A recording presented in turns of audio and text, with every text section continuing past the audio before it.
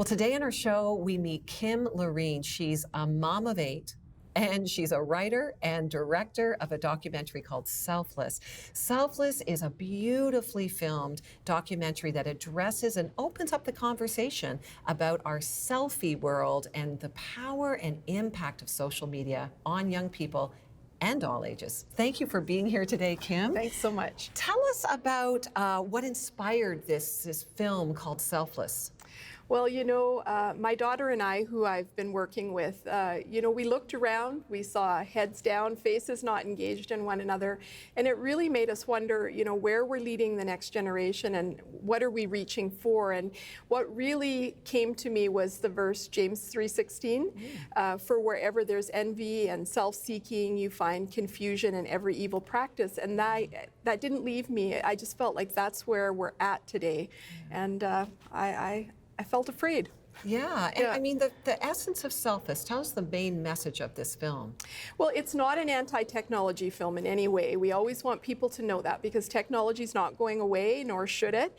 But how can we learn to navigate this new time we live in? How can we as parents, raise our children in this new time? As far as social media. Yeah. And specifically. Exactly, right? Because this is a time, this new generation, Gen Z, has never known a life without cell phone in hand, social media pages, or the internet. Right. So nobody really knows what the outcome's going to be. Right. But if you stop and you look around, you can get an idea. We are highly impacted by technology, and not just young people, yeah. right?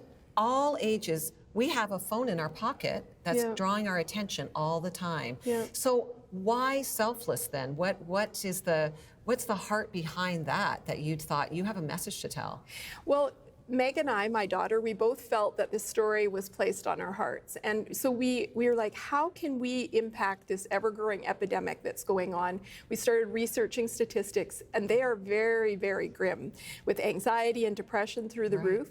So we thought, what can we do with that? So we said, you know what, let's push away doom and gloom. Let's create a project that offers hope for people to navigate this new time we live in. Yeah. So how we began is we asked each other, okay, if a girl lived in the forest, she had no mirrors, magazines, or social media, what would beautiful look like to her, and how would she see herself? Wow, and we went off the grid. We found a young girl, or we like to say she found us, who lives with her family. She's a musician, and that's where we went. And it felt like a really great place to begin in a good, solid family foundation. And we moved through schools in USA and Canada. And, it didn't matter where we went, though, interviewing kids and speaking with teachers and whatnot.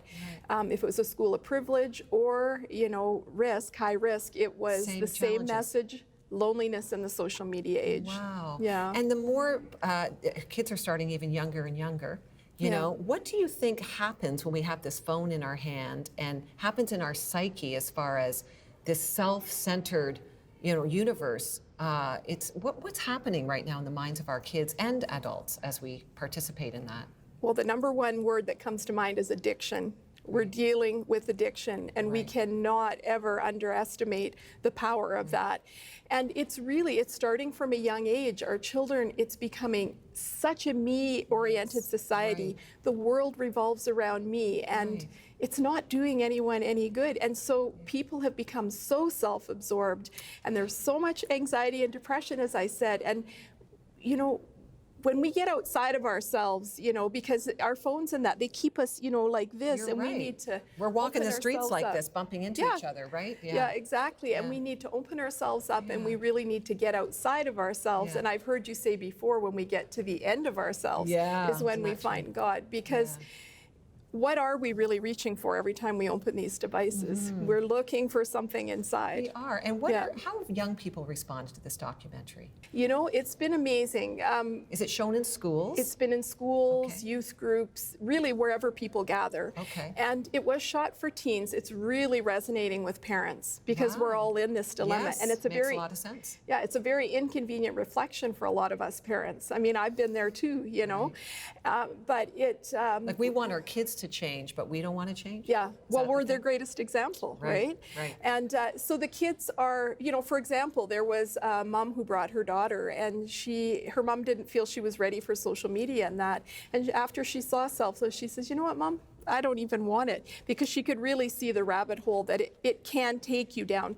Now, it can be a positive thing, but that's not necessarily the direction that it's headed. And, everyone's trying to seek their likes and, validation from strangers, so right. really, and so I think the kids, they're also thinking, wow, this doesn't feel right. Something isn't right. I asked a young girl, what do you think about it all? And she says, it makes me feel confused. Oh, interesting. And I think that kind of sums it up, confused. So like when someone's watching this movie and you have also workshops and other tools, what's sort of the main lessons that you kind of teach? I know it's a storytelling, it's beautifully done, by the way. It's just beautifully done.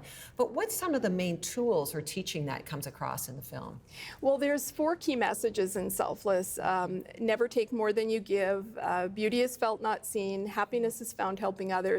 And life is precious, don't miss it. So we really try to get people to feel those things. We go in, selfless goes in from the heart, and it kind of activates it, and people look up, and now we can start talking about these things. When we do the workshops, we're really talking heart to heart with teachers and counselors about, I worry. I was in Washington, D.C. recently with the project. I was in the National Museum of History. I was reading all the letters from the past presidents and all this history, beautiful cursive writing. And it washed over me that, one day in the very near future, if not already, our children will not be able to read these letters nor create them themselves. So what I really like— That is a really shocking but realistic view of what's happening in our culture as a result of technology. Right? Will they know how to spell because spell check's their friend? Yeah, exactly. Right? And they're losing the God-given gifts that, you want your children to have that foundation. So when I'm speaking to counselors and you have these terrible situations with kids, well, if you build those things from the inside out, when they go out into the world and they're coming across these things, they have those tools that go with them wherever they go.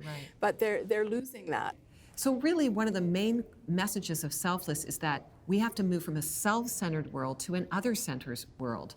And that, as young or old, doesn't matter. Technology really puts us in a self-centered perspective of life, doesn't it?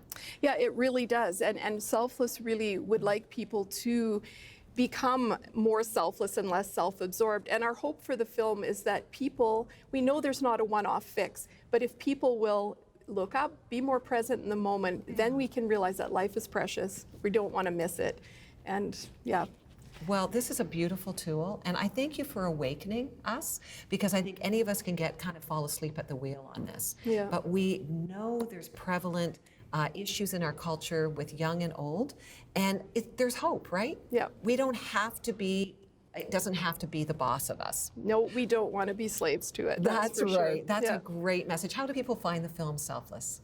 You can go to selflessmovie.com. All the information's there, and we're always looking for connection with people to just keep this project moving forward. Oh, that's so wonderful, Kim. Thank you for your work as a mom and a writer and now producer or filmmaker. Just God bless you in what you're doing. If you're looking for resources to help, young people, or as you said, parents as well, look for Selfless. Go online there, find the film. It's beautifully done. It can be used in schools or with youth groups or in your church setting or even in community setting, right? Yeah, for sure. Thank you so much for being with us today. Thank you for having me.